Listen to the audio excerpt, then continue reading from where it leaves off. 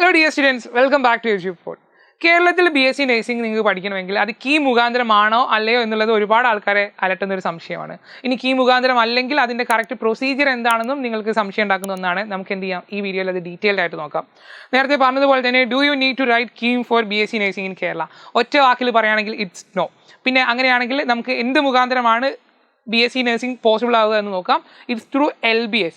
BSc nursing ആണെങ്കിലും അല്ലെങ്കിൽ other allied health കോഴ്സുകളാണെങ്കിലും നിങ്ങൾക്ക് കേരളത്തിൽ അഡ്മിഷൻ പോസിബിൾ ആവുന്നത് LBS മുഖാന്തരമാണ്.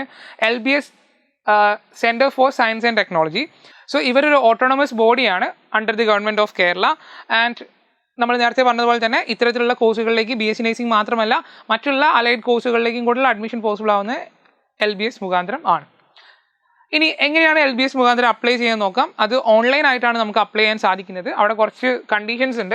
ഒന്ന്, നിങ്ങളുടെ എലിജിബിലിറ്റി ക്രൈറ്റീരിയ ഡിറ്റർമൈൻ ചെയ്യുന്ന ഒന്നാണ്. അതായത് നിങ്ങളുടെ +2 മാർക്കിൻ്റെ ബേസിലുള്ള ഒരു അനാലിസിസ് ക്രൈറ്റീരിയ അവിടെ വരുന്നുണ്ട്.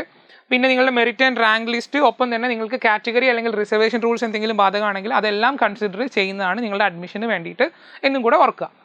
ഇനി എന്തൊക്കെ കോഴ്സുകളാണെന്നുള്ളത് നമുക്ക് നോക്കാം. നമ്മൾ നേരത്തെ പറഞ്ഞ പോലെ തന്നെ BSc നഴ്സിംഗ് മാത്രമല്ല വരുന്നത്, ബാക്കിയുള്ള അലൈഡ് കോഴ്സുകളും എന്ത് ചെയ്യുന്നുണ്ട്, LBS മുഖാന്തരം തന്നെയാണ് കണ്ടക്ട് ചെയ്യുന്നത് അഡ്മിഷൻ പോസിബിൾ ആവുന്നതും. സോ BSc നഴ്സിംഗ് വരുന്നുണ്ട്. ഒപ്പം തന്നെ നമ്മൾ നോക്കുകയാണെങ്കിൽ BSc MLT വരുന്നുണ്ട്, BSc പെർഫ്യൂഷൻ ടെക്നോളജി വരുന്നുണ്ട്, BSc optometry, BPT, BA SLP, BCVT, bachelor of medical imaging technology, bachelor of radio therapy technology, BSc dialysis technology, bachelor of occupational therapy, BOT എന്ന് ഷോർട്ടായിട്ട് പറയും, BSc ന്യൂറോ ടെക്നോളജി, NT എന്ന് പറയും, bachelor of nuclear medicine, ഒപ്പം തന്നെ BSc medical biochemistry and bachelor of prosthetics and orthotics, BPO.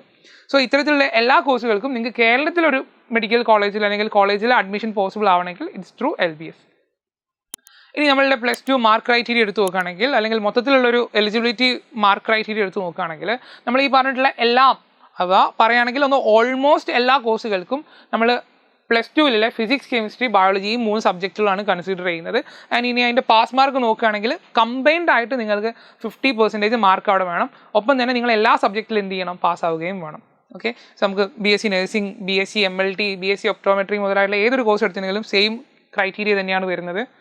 എന്നാൽ നമ്മൾ നോക്കുകയാണെങ്കിൽ ന്യൂറോ ടെക്നോളജി, ഒപ്പം തന്നെ ന്യൂക്ലിയർ മെഡിസിൻ, മെഡിക്കൽ ബയോകെമിസ്ട്രി ഇവർക്ക് വരെ നമ്മൾ നേരത്തെ പറഞ്ഞ അതേ കണ്ടീഷൻ ഫോളോ ചെയ്യുമെങ്കിലും തൊട്ട് താഴെയുള്ള BA SLP എന്ന് പറയും, bachelor of audiology and speech language pathology. So ഈ ഒരു കോഴ്സ് എടുക്കുകയാണെങ്കിൽ നിങ്ങൾക്ക് ഫിസിക്സ്, കെമിസ്ട്രി മാൻഡേറ്ററി ആയിട്ട് അവിടെ ഉണ്ട്. ഒപ്പം തന്നെ ബാക്കിയൊരു സബ്ജക്റ്റ് നോക്കുകയാണെങ്കിൽ അത് നിങ്ങൾക്ക് ചൂസ് ചെയ്യാൻ സാധിക്കുന്നതാണ്.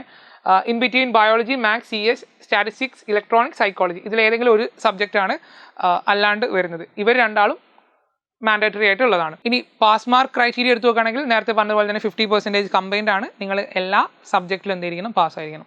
ഒരു കോഴ്സും കൂടെ ഇതേപോലെ വരുന്നുണ്ട്, പ്രോസ്തെറ്റിക്സ് ആൻഡ് ഓർത്തോട്ടിക്സ്. അവിടെ നോക്കുകയാണെങ്കിൽ ഫിസിക്സ്, കെമിസ്ട്രി, ഒപ്പം തന്നെ നിങ്ങൾക്ക് ബയോളജി, മാത്സിൽ ഏതെങ്കിലും ഒരു സബ്ജക്ട് പ്ലസ് ഇംഗ്ലീഷ് 4 സബ്ജക്ട്സുകളാണ് വരുന്നത്. അതിൽ 50% കമ്പൈൻഡ് ആയിരിക്കണം. ഈ സബ്ജക്റ്റിൽ എന്തായിരിക്കണം, പാസ്സായിരിക്കണം. ഇനി അപ്ലിക്കേഷൻ ഫീയെ കുറിച്ച് സംസാരിക്കുകയാണെങ്കിൽ ജനറൽ കാറ്റഗറിയിൽ ഉൾപ്പെടുന്ന ഒരാളാണ് നിങ്ങളെങ്കിൽ നിങ്ങൾക്കത് 800 രൂപയാണ്. ഇനി SC ST കാറ്റഗറി ആണെങ്കിൽ അത് 400 രൂപയാണ്. സർവീസ് കാൻഡിഡേറ്റ്സ് ആണെങ്കിലും അത് 800 രൂപയാണ്. അപ്പം സ്വാഭാവികമായിട്ടും OBC മുതലായിട്ടുള്ള കാറ്റഗറിനെ കുറിച്ച് നിങ്ങൾക്ക് ഡൗട്ട് വരും. SC ST കാറ്റഗറിയിൽ ഉൾപ്പെടാത്ത ബാക്കി എല്ലാ കമ്മ്യൂണിറ്റിയിൽ വരുന്ന ആൾക്കാരും കൂടെ നമ്മൾ ജനറലാണ് ഈ ഒരു കേസിൽ ആഡ് ചെയ്യുന്നത്. അതായത് നിങ്ങൾ 800 രൂപ അടയ്ക്കേണ്ടി വരും SC ST അല്ലെങ്കിൽ. ഇനി മാർക്സ് എങ്ങനെയാണ് കൺസിഡർ ചെയ്ത് ചോദിച്ചിട്ടുണ്ടെങ്കിൽ നിങ്ങൾ സ്റ്റേറ്റ് ബോർഡിൽ ഉൾപ്പെടുന്ന ഒരാളാണെങ്കിൽ, അവിടുന്ന് പഠിച്ചിറങ്ങുന്ന ഒരാളാണെങ്കിൽ നിങ്ങളുടെ +1 +2 കമ്പൈൻഡ് മാർക്കാണ് എന്ത് ചെയ്യുന്നത്, പരിഗണിക്കുന്നത്. എന്നാൽ CBSE ഒക്കെ ആണെങ്കിൽ അല്ലെങ്കിൽ അതുപോലെയുള്ള ഒരു ബോർഡിൻ്റെ അണ്ടറിൽ വരുന്ന ഒരാളാണ് നിങ്ങളെങ്കിൽ നിങ്ങളുടെ +2 മാർക്കാണ് അവിടെ കൺസിഡർ ചെയ്യുന്നത്, ഇൻക്ലൂഡിങ് വൊക്കേഷണൽ. ഇനി നിങ്ങൾക്ക് എന്തെങ്കിലും ഫർദർ ഡൗട്ട്സോ അല്ലെങ്കിൽ ഡീറ്റെയിൽസോ ആവശ്യമുണ്ടെങ്കിൽ നിങ്ങൾക്ക് അവരുടെ ഒഫീഷ്യൽ വെബ്സൈറ്റിലൂടെ നിങ്ങൾക്ക് അന്വേഷിക്കാൻ സാധിക്കുന്നതാണ്. LBScenter.in എന്ന് പറഞ്ഞാണ് അവരുടെ വെബ്സൈറ്റ് ആയിട്ട് വരുന്നത്. സോ ഇത്തരത്തിലാണ് നമ്മൾക്ക് BSc നഴ്സിംഗ് കേരളത്തിൽ അഡ്മിഷൻ പോസിബിൾ ആവുന്നത്. അവിടെ കീമിൻ്റെ ഒരു ആവശ്യം വരുന്നില്ല. It's all through LBS. Thank you for watching.